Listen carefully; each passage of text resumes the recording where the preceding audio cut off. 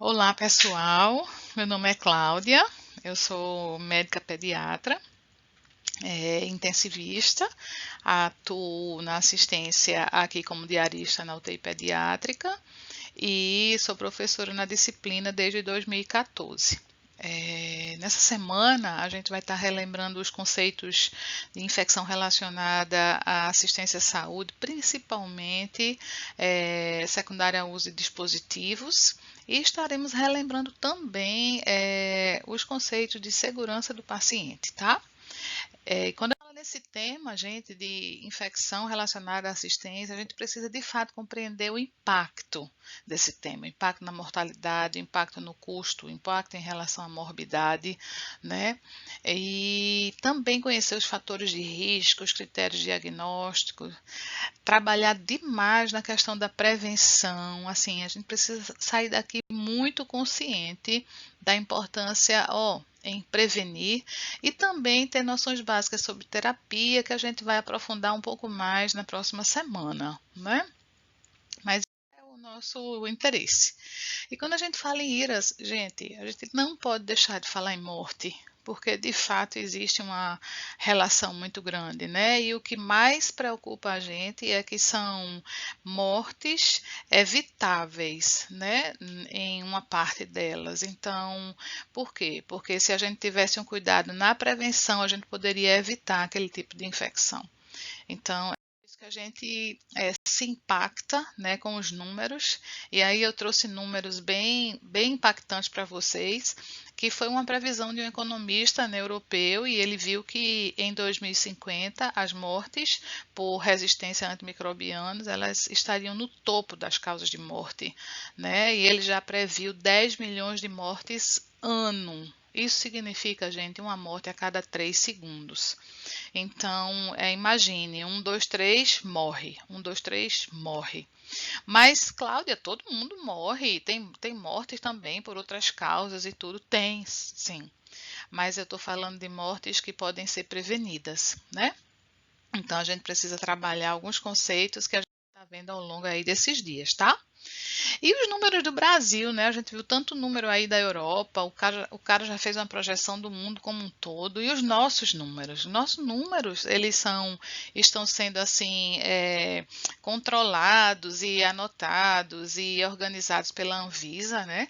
Onde desde 2010, só em 2010 UTIs com mais de 10 leitos notificavam os casos, a partir de 2014 qualquer UTI, e a partir de 2016 foi traçado um programa nacional de prevenção e controle de infecção relacionada à assistência, né, para a vigilância dessas principais infecções, né? E o objetivo deles era que em 2020, 80% das UTIs pudessem estar notificando seus dados, né? Mas qual o objetivo disso, gente? Claro, o objetivo é implantar protocolos, né? É saber onde é que a gente está precisando investir mais com estratégias para evitar que esses eventos adversos venham a acontecer, né? E como resultado, reduzir a infecção. Só que olha o percentual de hospitais que envia regularmente os dados. Isso é dado de 2017, só 23%, gente. Então, é muito pouco para a gente traçar um perfil assim fiel do que realmente acontece em relação à infecção relacionada à assistência. E eu trouxe isso de propósito para estimular vocês aí a contribuir com essa notificação, tá? Então, é bem importante porque a notificação é que a gente vai estabelecer estratégias. Com esses números, o que foi que a gente já viu? A gente viu que a UTI de adulto é muito parecida com a pediátrica, né? As pneumonias associadas à ventilação, elas estão como principal causa, mas a segunda causa na pediátrica, é corrente sanguínea. E nos adultos é infecção do trato urinário. Nas UTIs neonatais, muito mais infecção de corrente sanguínea. Então, gente, isso ajuda a estabelecer estratégias, né, para que evitar essas infecções. E essas estratégias vão resultar em benefício para o paciente, né? Então, se a gente está diante desses pacientes que desenvolvem essas infecções, então, por que que ele desenvolve essas infecções. Então, a primeira coisa que vem na nossa mente é isso, né? A imunidade dele, as barreiras imunológicas dele foram quebradas, né? Quando a gente coloca um catéter, toda essa proteção da pele, né, com linfócitos, com esses antibióticos peptídicos, com pH e tudo isso é quebrado, né? A mucosa, quando a gente coloca uma sonda, a gente é como se fosse uma ponte para as bactérias do meio externo para a bexiga, que é estéril, né? Quando a gente tem um paciente grave que a gente precisa fazer protetor gástrico, por exemplo, sedar, fazer antibiótico, estabelecer um jejum prolongado, um pós-cirúrgico, usar sonda, que também é uma ponte para as bactérias e também diminui esse esfíncter esofagiano inferior, facilitando refluxo, né, e possibilidade de microaspiração, essa alteração do pH gástrico com o uso de protetor gástrico também vai estimular, permitir o crescimento de algumas bactérias. Somado a isso, temos a quebra de outra barreira, que é naqueles pacientes que são entubados. Gente, o sistema respiratório, desde o nariz até lá no finalzinho, um alvéolo, ele tem proteção, né? Então, o próprio turbilhonamento aéreo, né? As células ciliadas, o reflexo glótico, tosse, né? Espirros, as células nesse epitélio, mas tudo isso é perdido quando a gente coloca um tubo, tudo isso passa, ó, o ar passa por aqui por dentro, ó, nada de fora entra em contato. Além de que esses pacientes vão acumular secreção aqui nessa porção supraglótica e isso facilita a aspiração, tem a possibilidade de contribuir com a infecção. Então, a gente vive numa luta, né? De um lado é esse paciente com essa imunidade quebrada, a gente preocupado com essa imunidade, mas do outro lado tem a necessidade, né, gente? Ele precisa disso. E aí, se a gente não tem para onde correr, a gente vai trabalhar na prevenção. E trabalhar na prevenção é ter a ciência de que quanto mais grave, maior é o risco de infecção. Isso é claro. Mas também, quanto maior a prevenção, menor vai ser a infecção, gente. Tem serviços que chega próximo de zero, né? Tem serviços, há alguns hospitais onde os convênios não querem mais pagar a infecção de corrente sanguínea relacionada a catéter, né? Porque tem serviço que zerou. Então, essa incidência. A gente precisa trabalhar, insistir muito nisso, ó. Cuidados na inserção e na manutenção do dispositivo, uso racional de antibiótico, espectro, tempo, descalonamento, para que, e principalmente higienização das mãos, para a gente garantir uma prevenção adequada, né? Por que a preocupação com a higienização das mãos, gente? Porque nossas mãos, por si só, elas já são muito colonizadas, né? Várias bactérias que já moram, ó a casinha, já moram nela. Só que quando está em ambiente hospitalar, chegam outras do próprio ambiente hospitalar, super selecionadas pelo uso de antibiótico, né? E elas vêm, gente, com uma maletinha de resistência, tá vendo? Ó, cada uma do seu jeitinho, trazendo a sua maletinha de resistência, principalmente gram-negativas, né? Mas também é bom lembrar vocês que, além delas terem essa resistência aqui, elas podem passar, ser transmitidas de um paciente para outro através de nós. Mas elas têm um grande trunfo, elas não aparecem, ninguém vê.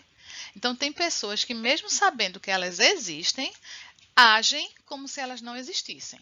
Aí eu quero só lembrar vocês, gente, elas não respeitam se a gente tem mestrado, doutorado, se a gente foi fazer pós-graduação em Harvard, se a gente fala várias línguas, se a gente é chefe do serviço, se a gente tem sei lá, elas não querem nem saber disso.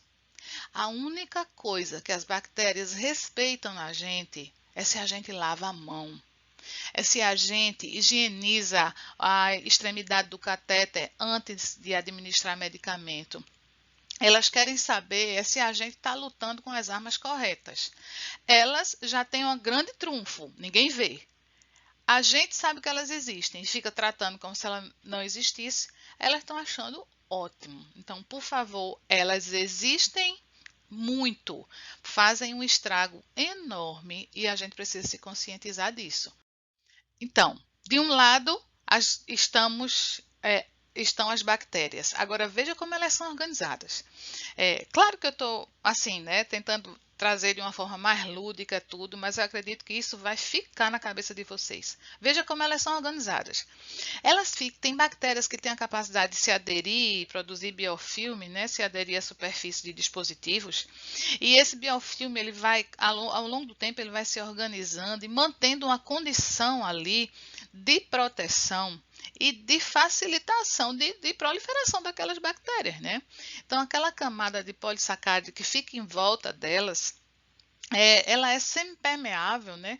Ela é higroscópica, então ela permite a entrada de umidade e ali elas ficam por mais tempo confortáveis. Só que elas estão protegidas contra os antibióticos, contra as defesas do indivíduo, né?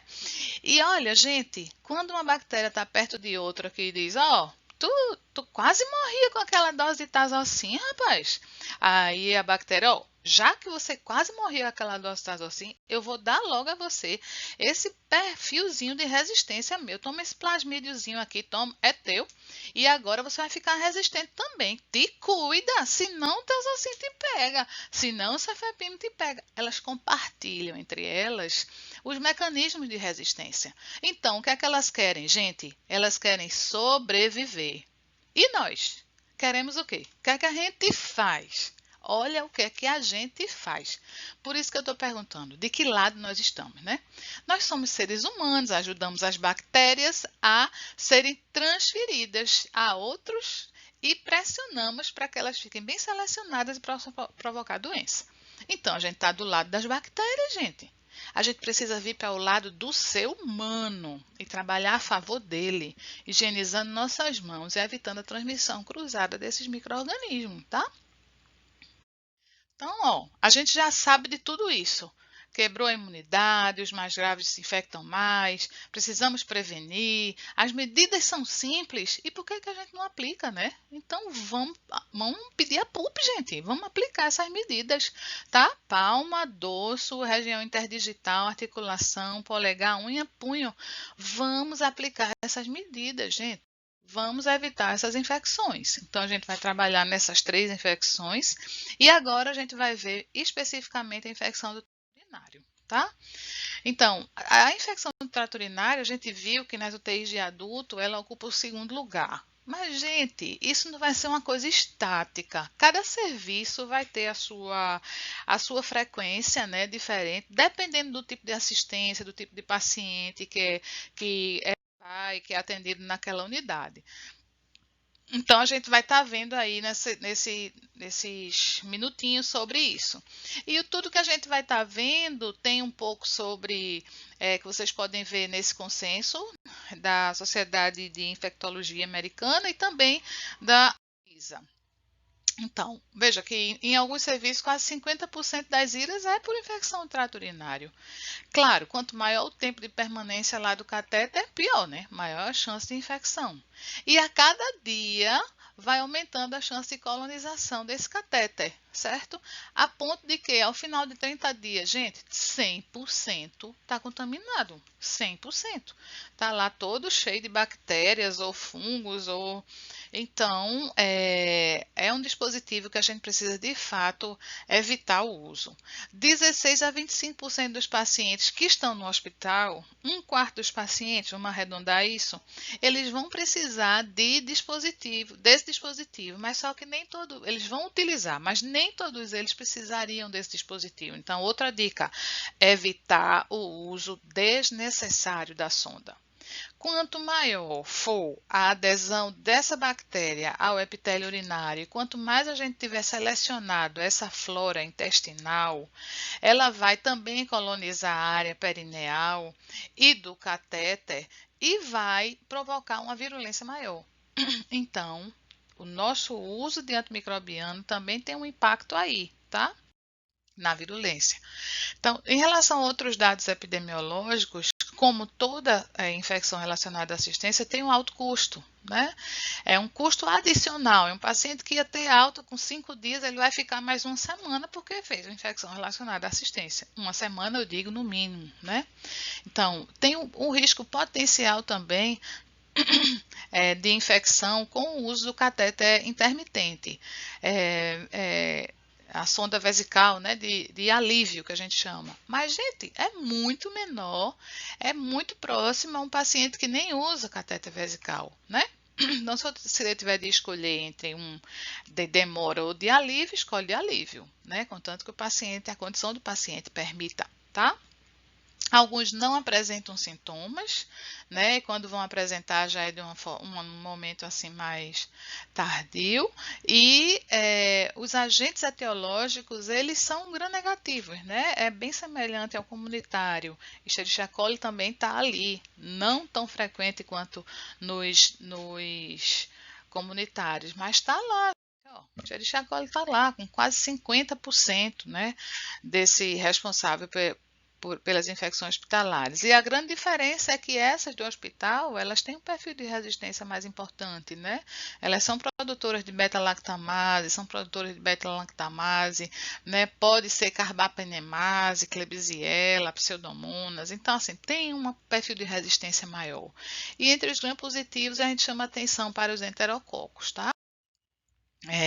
Aí são as vias intraluminal e inoculação direta, né, que a gente pode ter de contaminação desses pacientes. Aqui é o material que a gente utiliza para fazer uma punção e após passagem da sonda, a gente insufla o balão para que ela fique adequadamente posicionada, né? Em relação aos critérios de definição de infecção do trato urinário, gente, essa contagem de colônias aqui, a gente só vai ver daqui uns 2 dias, 3, que a gente colheu o exame, porque na hora H, no vamos ver, o que a gente vai ter são os sintomas clínicos e o tempo de uso de sonda. Então, o paciente precisa estar usando sonda há mais de 48 horas, certo? E essa sonda, até 24 horas após a retirada dessa sonda, ele ainda está no tempo de atribuir a infecção àquele dispositivo, tá? Então, junto com o tempo de uso e os sintomas, quais são os sintomas? Febre, dor, desconforto suprapúbico, dor lombar, urgência miccional, aumento da frequência miccional, disúria. Isso num quadro bem típico e num paciente que pode se queixar, né? Porque nos idosos o quadro clínico pode ser assim, ó, letargia, mal-estar, estado mental alterado. Então, no idoso, estado mental alterado não significa meningite, pode significar infecção do trato urinário também, tá?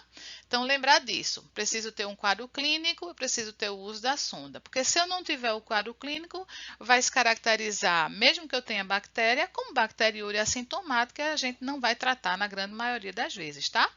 E na urocultura, quando a gente recebe o resultado, a gente vai ver, deu maior que 10 a quinta, joia, tem uma ou duas espécies? Tem. Então tá, vamos tratar agora direcionado, porque nesse momento aqui inicial, a gente faz uma terapia empírica pela flora do hospital conhecida, e aí a gente direciona que chega o antibiograma. O diagnóstico clínico é difícil, os pacientes, principalmente naquele UTI sedados, eles não referem, né, os sintomas, mas quando eles aparecem, são sintomas que podem simular qualquer outra infecção, mas chama a atenção a gente não localizar em outro lugar. Eita, tem pneumonia? Não. O catéter, não, é novo, não tem nada no catéter. E a sonda? A sonda já está usando há mais de 48 horas. Então, fica aceso, fica ciente que pode ser a sonda, pode ser a infecção urinário, sim. Então, em relação às indicações de catéter urinário, isso aqui é uma parte importantíssima dessa nossa discussão agora. Por quê? Porque quando a gente precisa de verdade botar essa sonda. Fora disso, aí eu estou exagerando colocando uma sonda. Então, o paciente está obstruído, ele não consegue urinar de jeito nenhum. Então, tem indicação. Ele está instável hemodinamicamente, precisando ser monitorizado débito urinário, coloca a sonda. Está no pós-operatório, o mais rápido possível a gente retira. Nas cirurgias urológicas que demora um pouquinho mais. O tratamento de alguma lesão, tanto no homem como na mulher, mas principalmente na mulher, que é a área ali mais próxima, né? para evitar o contato da urina com as lesões e tudo, de cicatrizar mais rápido, então precisa colocar. E se puder escolher cateterismo intermitente ao invés de catéter de longa permanência, né, o vesical de demora, melhor. Então, a mensagem é não colocar a sonda desnecessariamente, porque tem consequências, gente. E o paciente pode ser muito grave. E o manuseio dessa sonda vai ser, após inserção, fixar adequadamente, manter o sistema hermeticamente fechado, né? Se for coletar, limpar bem o material, enviar logo para o laboratório, trocar o sistema se houve quebra de barreira, principalmente na hora da inserção, manter o fluxo urinário desobstruído. Então, se fechar a sonda por algum motivo, alguma mobilização, tem que lembrar de abrir essa sonda, esvaziar a bolsa, não deixar ela muito cheia para não refluir, não facilitar essa contaminação. Não precisa fazer antisséptico, tem que higienizar o meato, tem que fechar a sonda para tirar, não precisa, porque a gente pode levar a estase de urina e fixar adequadamente, né, gente? Ó, suprapúbica no homem e na média coxa da mulher. Tratamento é empírico, no momento inicial, baseado na flora de cada serviço. Lembrando que a duração cada vez menos, né? Cada vez menor, então menos é mais. Então, pode ser 7 dias se houver uma resposta boa, 10 a 14 dias se houver uma resposta mais lentificada, 3 dias se as mulheres tiverem retirado já a sonda do trato urinário, não tiver nenhum sinal de pielonefrite, e candidúria de 7 a 10 dias, certo? Então, o que é que a gente vai utilizar? A gente vai ver isso na próxima semana, mas se a gente quer pegar gram-negativo e gram-negativos que tenham um perfil de resistência maior, a gente vai utilizar carbapenem, seja imipenem, meropenem, ou ertapenem, ou piperacilina com tazobactam, que tem espectro semelhante, né? Se a unidade tiver muita incidência de Klebsiella produtora de carbapenemase, Acinetobacter, pseudomonas resistentes a carbapenêmico, então pensar na possibilidade de polimixina e sendo assim a infusão mais lenta, né? Então vai depender da flora do lugar, ó. Não pode importar resistência, perfil de sensibilidade de outro serviço, cada um tem o seu, eles são diferentes, tá? Então eu conto com vocês para ajudar a reduzir esse número de mortes desde já. Uma morte a cada 3 segundos, não, gente, a gente precisa atuar juntos contra isso, tá? Eu com vocês. Uhul! Você terminou a primeira etapa. Vamos para a aula seguinte, que a gente vai falar sobre infecção de corrente sanguínea relacionada ao acesso venoso central, tá? Um abraço.